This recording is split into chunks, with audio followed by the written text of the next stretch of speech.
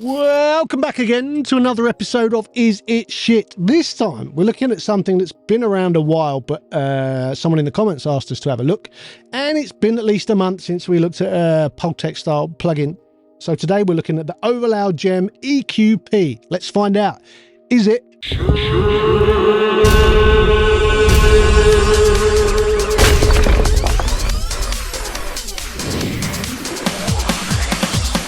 Pultec EQs, they just don't go away, do they? And with good reason. I've been using a Pultec my whole career. I was introduced to the Pultec in hardware form 35 years ago when I first saw one. And I kind of didn't understand it at the point where I was like told, yeah, this is really cool. You should use this, especially when you're mixing vocals. And I'm like, huh? Why?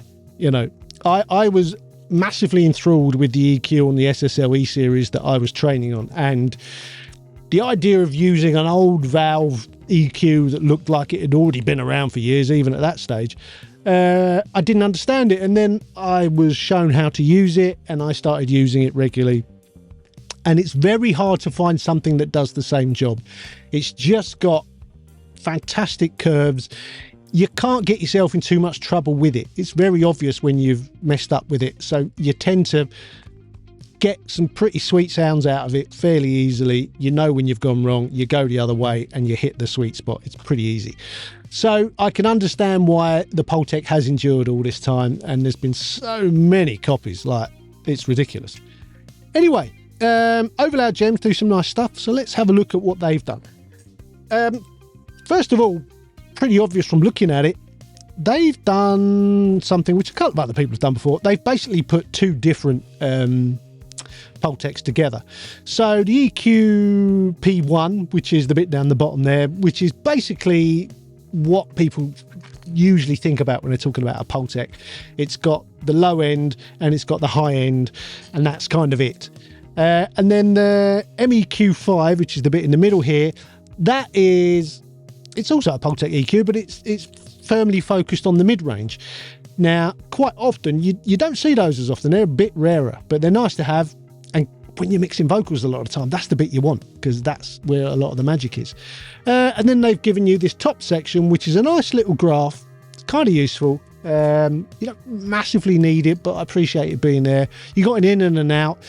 And weirdly, you've got a clipper. Who thought about putting a clipper on a Pultec? That's quite strange, but I don't mind it. I like these weird little things. So let's dig into it. Let's start at the top. So we've got the in, we've got the out, we've got the graph that shows what you're doing. And yes, you can do the classic Pultec trick and it shows you that you're doing it. So I like that. If anyone doesn't know what a Pultec trick is, generally with the bottom section, EQP, you set your low frequency wherever you want it, 30, 60, doesn't matter. Let's say you set the boost at 3 and you also set the attenuation at 3. So you're cutting and boosting the same amount at the same frequency.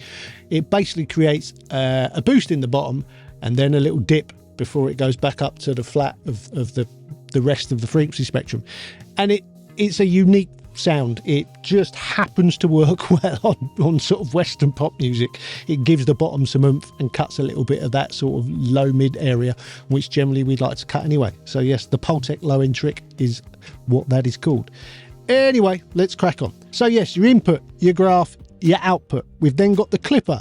It's off when it's all the way to the right, and then the more you bring it down, it's basically like setting a threshold. It will start clipping, and the little light there will start doing clippy stuff. So you'll know that it's clipping. You'll hear it. If you set it to an extreme level, you'll hear it. It's pretty obvious what it's doing. Then we move down to the MEQ5 section. We've got a level control again for each section. I quite like that. Don't often see that. We've then got the frequency setting for the first of the peak filters, so it goes 200 up to 1k. You've then got your boost. There's no cut on that one. The next one, you set your frequency again, starts at 200, goes up to 7k, and you set your attenuation, so it's only a dip, that bit. Can't boost that, only cut it. You then got another peak filter where you can only boost, and it goes from 1.5k up to 5k. That's pretty cool. That's a very useful little section. Then down to the EQP1 section, we've got the level control again, like that. These all have switches as well, these sections, so you can turn off individual sections. You'll see that when I'm messing with it in the demo. It's really useful. So we've got the low frequency selector there, then you can boost or attenuate it. Love that. That's the whole Pultec sound. We've then got the boost or the attenuation for the high frequency, which you select there, and on the high frequency you can select the bandwidth, the width, the Q. Again, classic Pultec. We've then got an attenuation selector. So the boost affects that bit. So you've got the triangle of the boost, the bandwidth, and the high frequency selector. We've then got the attenuator and the select there for the frequency which it attenuates. It sounds weird and you're very painted into a corner for what you can do with it, but that's kind of why it's cool. It only lets you do what it lets you do, and that's the Pultec way. At the top end here, we've got a high cut and a low cut. You don't really have them on Pultecs unless they're modified in some way, but again, useful to have, and again, you can switch it on and off. That's about it. You've got a bunch of presets at the top. Some of them are all right, some of them are a bit weird. Experiment. I like the fact you can change the GUI to pretty much any size you need it to be, however blind you are. Demo wise, 15 days, one more than what you normally get. Can't argue with 15 days. Price is a bit steep. It's 139 euros, which is a little bit baffling, I think, considering the competition. I understand they might think that they're up against the Universal Audio one. I think probably the one they're going up against is the Realtek from Noise Ash, because to me that's always been my favorite. And there's a very solid difference between this and that. This one, from the harmonics and sort of analoginess of it, is very similar to a real one, in that the real ones weren't massively big on that. They didn't really chuck out a load of harmonics. They were quite clean. That was the point. The Noise Ash one is kind of not that. The Noise Ash has gone full on. There's a lot of harmonics coming out of that, but they're really nice. They're really nice. And you do use that one a lot. This one is way more faithful to an original. It's a lot less analog sounding in a nice way.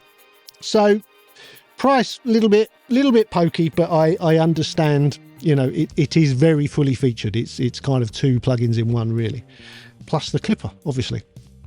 Yeah, check out the demo at the end. I think you'll see it's pretty flexible. The demo was a little bit annoying. You have to email them to get the demo. That's become a bit of a thing these days. More so with sort of smaller plugin companies. Email us and we'll send you a link to a demo. I get they're trying to build their database, but that's a little bit annoying. Anyway, it's not shit at all. 4 stars, very well deserved. That's a pretty good score. Only knocking them one off for the price.